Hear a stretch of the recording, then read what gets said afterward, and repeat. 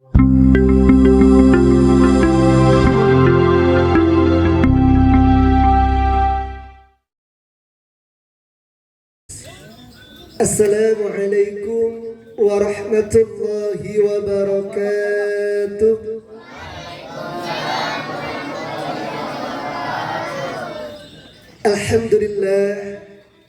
Alhamdulillahillazi bi ni'matihi tatimmus shalihat.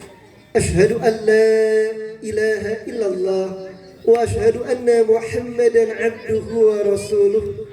Allahumma salli wa sallim ala sayyidina Muhammadin wa ala alihi wa ashabihi ajma'in. Amma ba'd. Hadratil mukarramin yang sama-sama kita muliakan, guru kita, murabbi kita, yakni akhina filal Ustaz Nur Sobari beserta istri dan keluarga besarnya, orang tua kita Al-Walid Bapak Johari beserta istri dan keluarga besarnya, orang tua dan guru kita Ustaz Fatullah, juga yang Ustaz cintai dan Ustaz banggakan, para santri dan santriah Majlis Bengal Al-Madani Kalimulia. Alhamdulillah, pada kesempatan sore menjelang malam kali ini Allah ringankan langkah kaki kita untuk bisa duduk simpuk bersama di tempat yang mulia ini dalam kerangka thalabul ilmi. Semoga apa yang kita lakukan senantiasa menjadi satu catatan amal ibadah kita di sisi Allah Subhanahu wa taala. Baik jamaah yang dirahmati Allah, hari ini kita akan mengkaji masih dalam kajian babun fil amri bil muhafazah ala sunnati wa adabiha, bab yang menerangkan perintah menjaga, mendawamkan akan sunnah Rasul dan adab-adabnya. Nah, hari ini kita akan memasuki pada hadis dari salah satu hadis dari bab ini. Baik, Ustadz bacakan dulu. Ini hadisnya cukup menarik karena terkait tentang keseharian kita. Wa qala al-muallif rahimahullahu an Abi Abdillah An-Nu'man bin Bashir radhiyallahu anhu maqala sami'tu Rasulullah sallallahu alaihi wasallam yaqul la tusahunna sufufakum aw la yukhalifanna Allah baina wujuhikum, muttafaqun alaihi. Wa fi riwayatin li Muslim kana Rasulullah sallallahu alaihi wasallam yusawwi sufufana hatta ka'annama yusawwi bihal qidah hatta idza ra'a anna qad aqamna summa kharaja yawman faqama hatta kada an yukabbira fara'a rajulan badiyan sadruhu faqala ibadallah la tusawunna sufufakum aw la yukhalifanna Allah baina wujuhikum. Baik, hadis ini diriwayatkan oleh Abi Abdillah An-Nu'man bin Bashir. Siapakah An-Nu'man bin Bashir itu? An-Nu'man bin Bashir salah seorang sahabat Rasul yang masih muda belia. Beliau itu lahir kapan? Lahir di tahun kedua Hijriyah. Jadi beliau itu ketika baginda Rasul wafat, usia beliau masih di bawah 10 tahun, kurang lebih masih 8 tahun.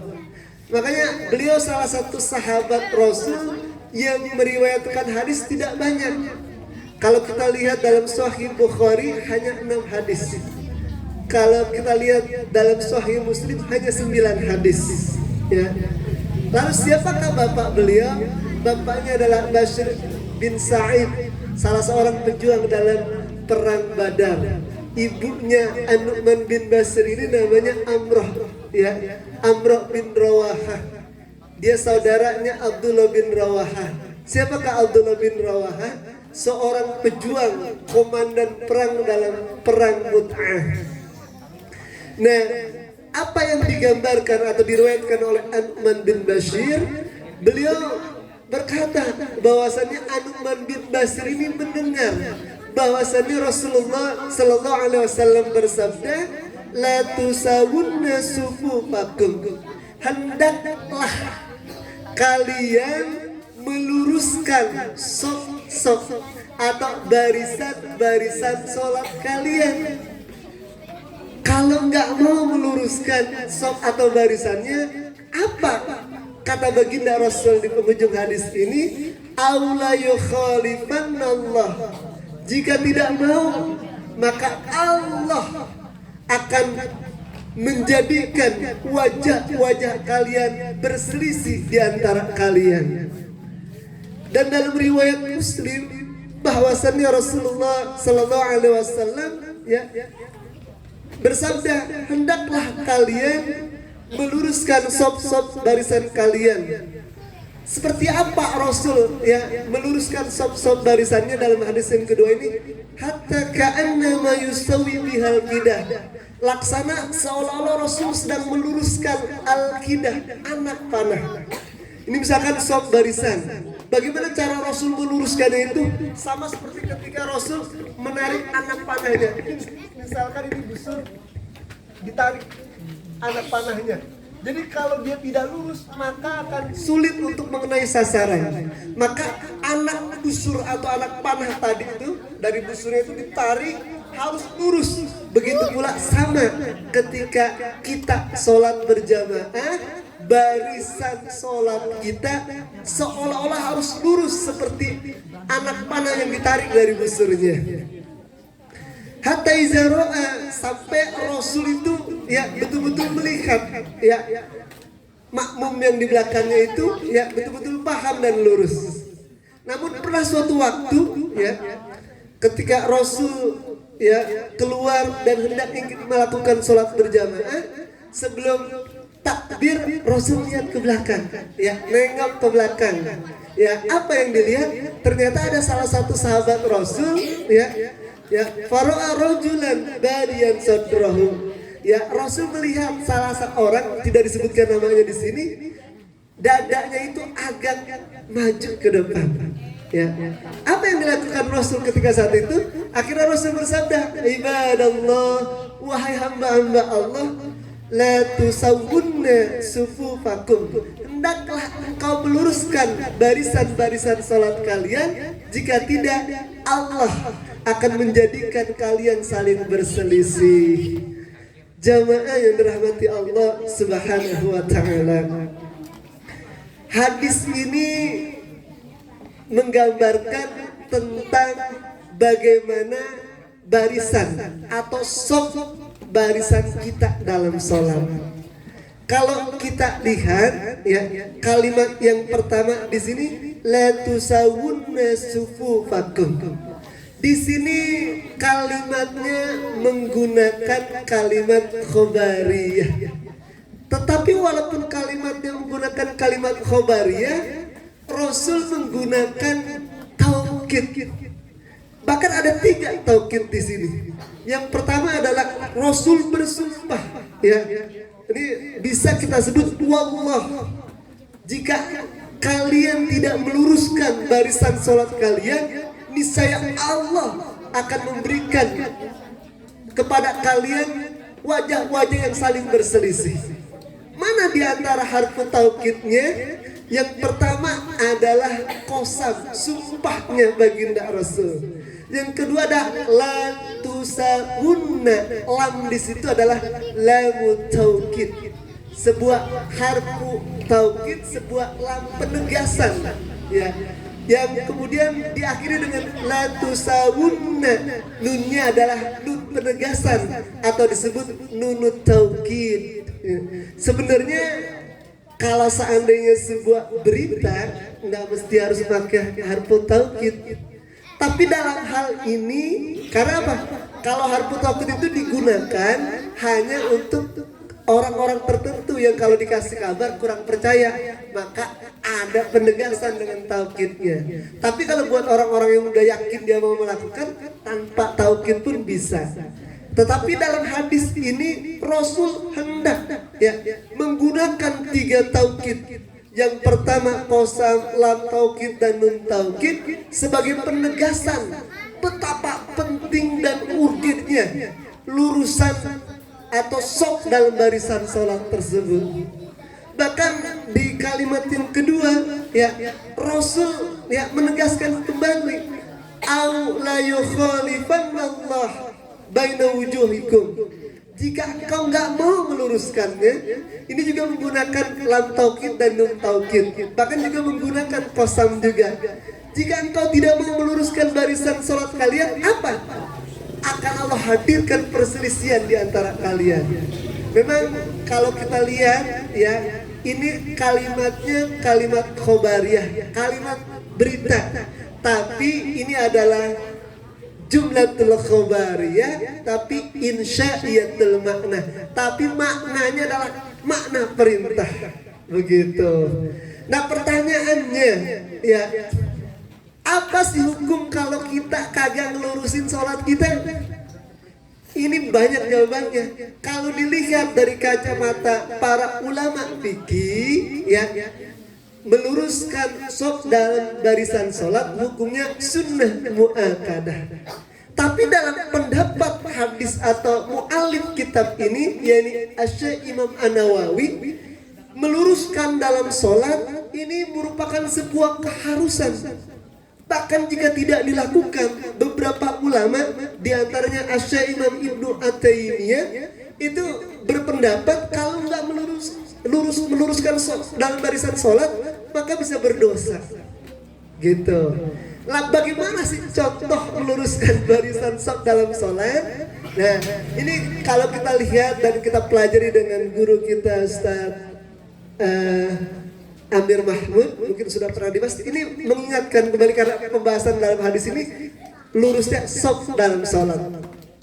Kalau sholatnya berdua, karena kalau dalam sholat berjamaah itu ada syarat sholat berjamaah, ada adab sholat berjamaah. Ada orang yang di masjid, di musola atau di rumah, ketika dia melakukan sholat berjamaah, kalau adab sholat berjamaahnya ditinggalkan, maka dia tidak bisa mendapatkan pahala berjamaah.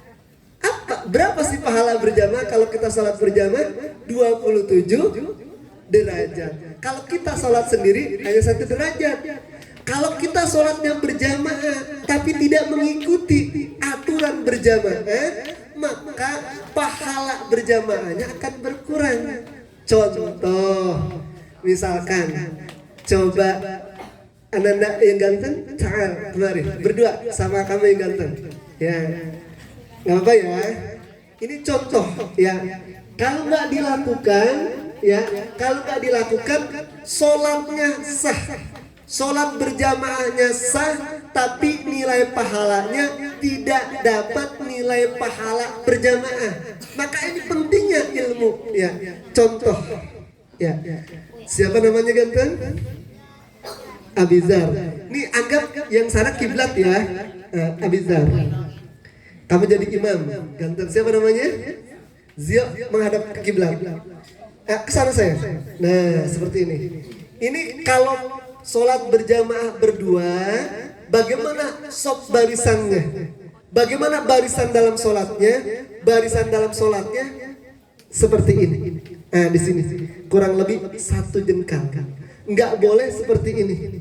Ini kalau sholat berjamaah berdua posisinya seperti ini menyalahi aturan sholat berjamaah. Kalau sholat berjamaah seperti ini, laki-laki nih misalkan, ini sholatnya sah, tapi nilai pahala berjamaahnya yang ini tidak dapat. Kenapa? Karena tidak sesuai dengan ilmu fikih. Lalu bagaimana caranya? Caranya seperti ini. Majuan sedikit, kurang lebih 1 jengkal. Ini. Kalau sholat laki-laki berdua berjamaah, cara barisannya seperti ini. Bisa? Jadi imam makmum kurang lebih jaraknya shibrin, 1 jengkal. Kalau lebih dari 1 makmumnya, nah seperti ini. Di belakang pantat imam, terus 1,5 meter. Ananda maju kemarin, kamu di sini. Terus kalau berdua atau makmumnya ada 10, 20, 100 seperti ini. Coba mohon tambah 3 orang lagi. 1, 2, 3 maju ke depan. Ganteng Nuha. Nah, terus terus geser kemari ya. Nah, cukup 4 orang ya. Ini ya cara lurusnya barisan dalam sholat. Ingat, apa ukurannya? Ukuran lurus sop dalam barisan sholat, apakah kaki dengan ujung kelingking kaki atau apanya? Lurusnya itu pundaknya, pundak A, pundak B, pundak C, pundak D. Ini harus lurus. Lurusnya seperti tadi, seperti Rasul meluruskan apa namanya? Meluruskan ya anak panah dari busurnya seperti ini. Ya, ini kalau berjamaah. Kalau berjamaah dia lurus seperti ini akan mendapatkan pahala 27 derajat. Pertanyaannya, bagaimana nih kalau sop pertama belum penuh? Barisan pertama belum penuh. Tiba-tiba ganteng kemari deh. Lurus kemari. Ini seharusnya masih ada tempat di sana, tapi dia nggak mau di pojok situ. Dia maunya di sini. Maka barisan kedua, ketiga dan selanjutnya sholatnya sah, tapi tidak dapat nilai pahala berjamaah. Kenapa? Karena barisan pertama masih kosong. Begitu. Kalau sudah penuh barisan pertama, ya maka bikin barisan kedua. Barisan kedua sudah penuh, bikin barisan ketiga. Misalkan barisan kedua nih, barisan pertama udah penuh, barisan kedua belum penuh, si D misalkan langsung buat barisan ketiga, maka barisan ketiga dia sholatnya sah tapi tidak dapat nilai ganjaran pahala berjamaah. Ini cara sholat laki-laki berjamaah. Kalau cara sholat perempuan berjamaah bagaimana? Imamnya posisinya ada di sini. Terus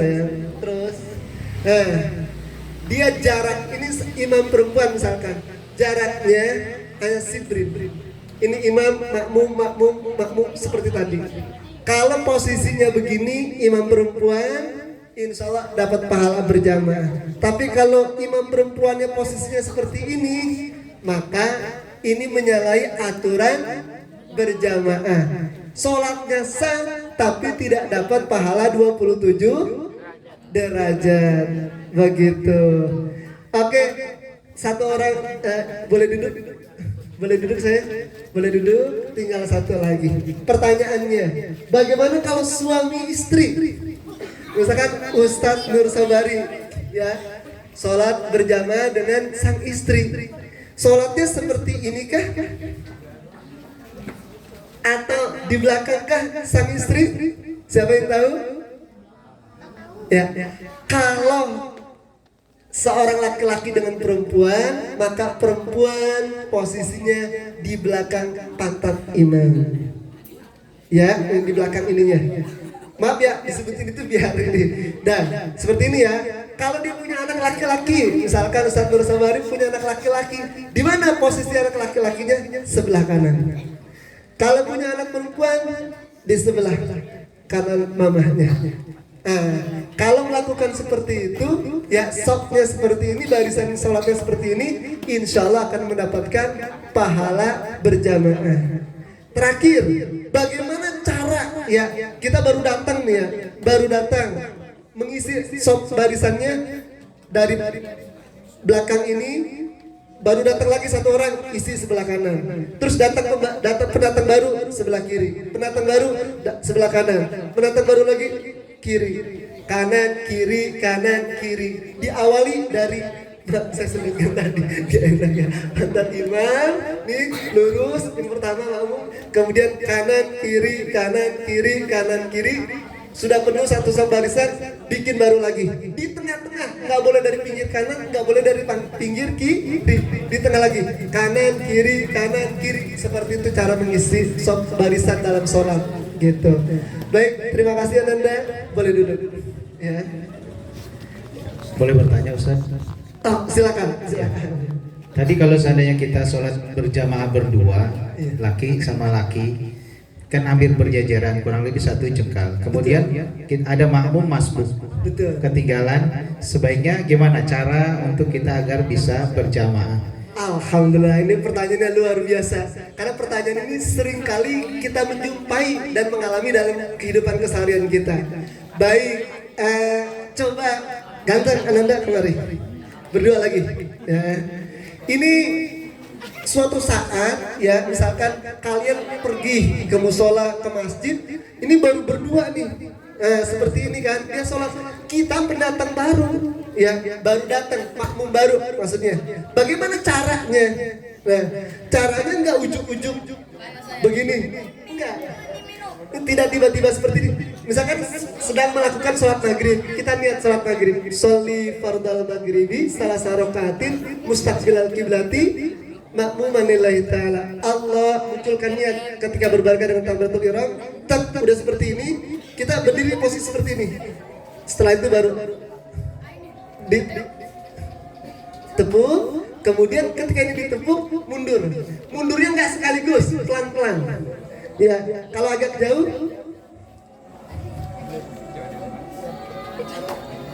nggak langsung,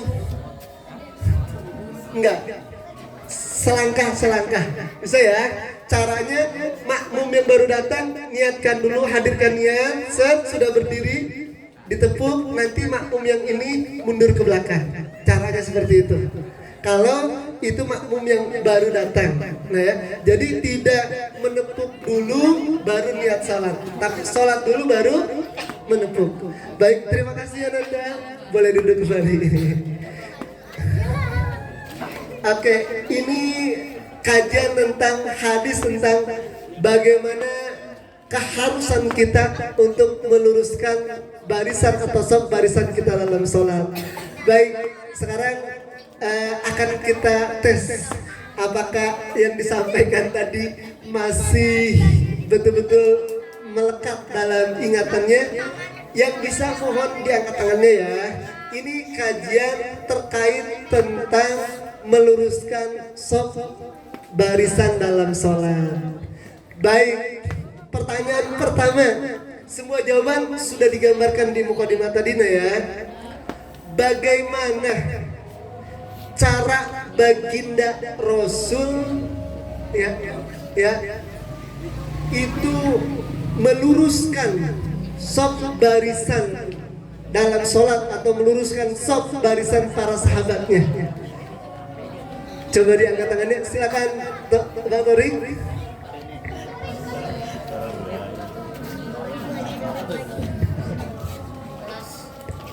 Seperti meluruskan anak panah. Alhamdulillah, itu Rasul cara meluruskan biar lurusnya bagaimana? Seperti meluruskan ya anak panah dari busurnya. Misalkan sebuah busur ditarik itu anak panahnya lurus. Itu kiasan. Seolah-olah Rasul meluruskan ya anak panah dari busurnya. Apa patokannya? Ini pundaknya yang lurus. Oke, buat Abang Tori, ini ada satu kenangan nih. Apa ini namanya, pulpen buat nulis PR di sekolah ya. Oke, ya. Baik, soal yang kedua ya, khusus buat yang akhwatnya. Ketika seseorang melakukan sholat ya, kemudian ya barisannya tidak lurus ya, akan diancam seperti apa baginda Rasul dalam hadis tadi? Ketika kita nih sedang melakukan ibadah sholat, kemudian barisan sholat kita kagak lurus, maka Rasul akan mengancam seperti apa? bagi orang yang nggak mau meluruskan saf barisan dalam sholatnya? Masih ingat? Silakan sih. Apa jawabannya? Jadi apa ancaman Rasul bagi orang yang nggak mau meluruskan saf barisan sholatnya? Ayo. Sholatnya sah tapi tidak mendapat pahala berjamaah 27 derajat. Oke, itu kalau ya sholatnya sah tapi kalau tidak mendapatkan saf berjamaah, itu bagi orang yang sholat ya kalau dia tidak mau mengisi saf yang depannya dulu, tapi dia malah buka saf barisan baru di belakangnya. Itu nah ya. Coba apa kira-kira jawabannya? Allah akan ngapain orang yang nggak mau meluruskan barisan? Coba, ayo Ustaz kasih clue tuh. Allah akan menjadikan perselisihan pada apanya sayang?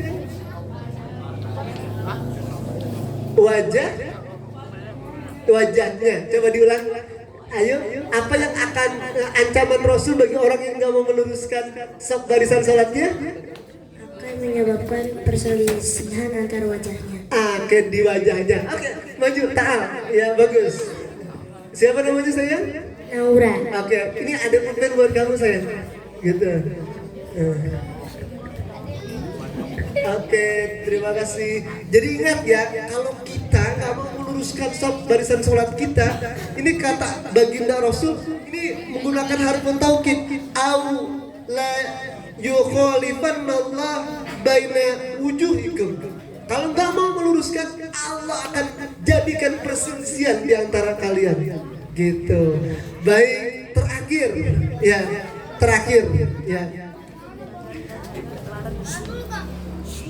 Bagaimana cara ya sholat berjamaah suami istri? Coba kamu, bagaimana cara barisan? Ini kan kita berbicara tentang barisan dalam sholat ya. Bagaimana cara barisan berjamaah sholat suami istri? Ayo. Istrinya di belakang. Di belakang posisinya di belakang apa sayang?